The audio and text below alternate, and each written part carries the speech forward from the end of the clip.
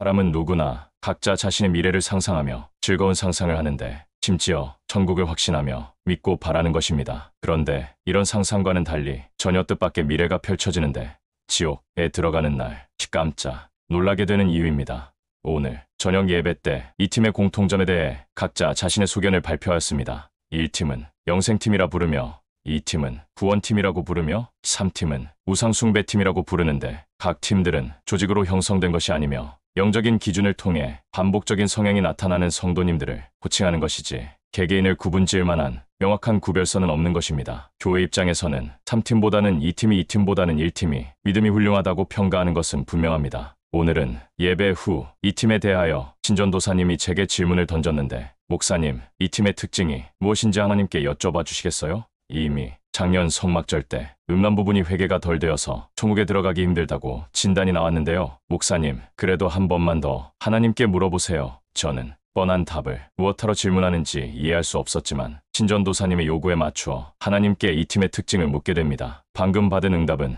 이미 알고 있는 내용이지만 반대로 전혀 뜻밖의 대답으로 이해될 수도 있습니다. 그들은 송땡땡과 친밀한 자들이다. 일단 저는 이 대답에 약간 놀라고 맙니다. 이것이 천국에 들어가지 못하는 이유가 된단 말인가? 물론 천국은 천국에 합당한 변화를 받아야 갈 수 있다고 저는 가르칩니다. 이 팀의 주된 죄목은 음란, 자기 영광, 세상 사랑 등으로서 천국에 못 들어가는 영적인 죄목들이 항상 게시되었습니다. 그런데 오늘 주신 내용은 죄라는 영적인 부분 이외에 결국 지옥에 들어가는 자와의 침묵이라는 우리가 이해하기 쉬운 내용으로 새롭게 게시된 것입니다. 침묵이라는 것은 실생활에서의 삶에서의 친밀도입니다. 그렇습니다.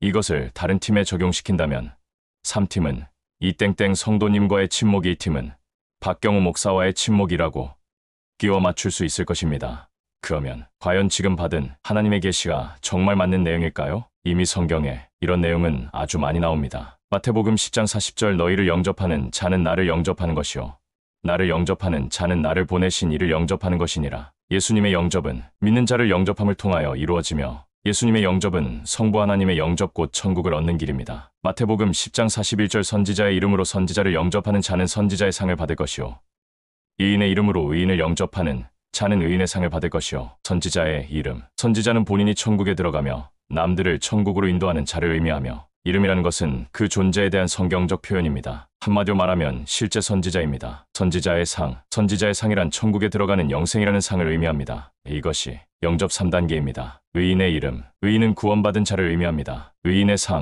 상이란 구원이라는 상을 의미합니다. 이것이 영접 2단계입니다. 마태복음 10장 42절 또 누구든지 제자의 이름으로 이 작은 자 중 하나에게 냉수한 그릇이라도 주는 자는 내가 진실로 너희에게 이르노니 그 사람이 결코 상을 잃지 아니하리라. 작은 자, 성경에서 작은 자란 거듭난 자 또는 거듭남의 수준 즉 영이 어린 자를 의미합니다. 냉수한 그릇, 호감을 갖고 전하는 자의 진리에 동의하며 받아들이는 실제적인 소재로 냉수한 그릇을 사용하셨으며 함께 먹고 마시며 즐거워하는 침묵입니다.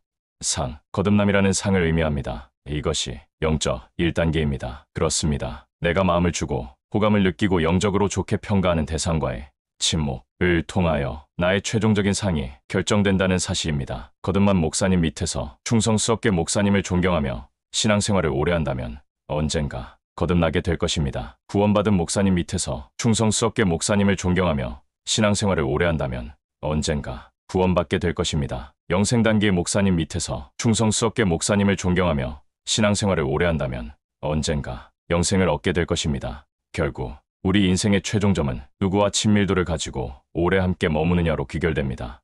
물론 우리의 육신의 눈에는 거듭남도 구원도 영생도 보이지 않기에 이런 내용들을 실생활에 적용할 수는 없지만 5년, 10년, 20년, 30년, 50년 오랜 기간이 흐르면서 내가 과연 마음 깊은 곳에서 누구를 좋아하고 존경하며 살았는가? 왜 열매를 따먹을 날이 오고야 마는 것입니다. 할렐루야. 2024년 12월 19일 오후 10시 30분 박경우 목사가 하나님의 집에서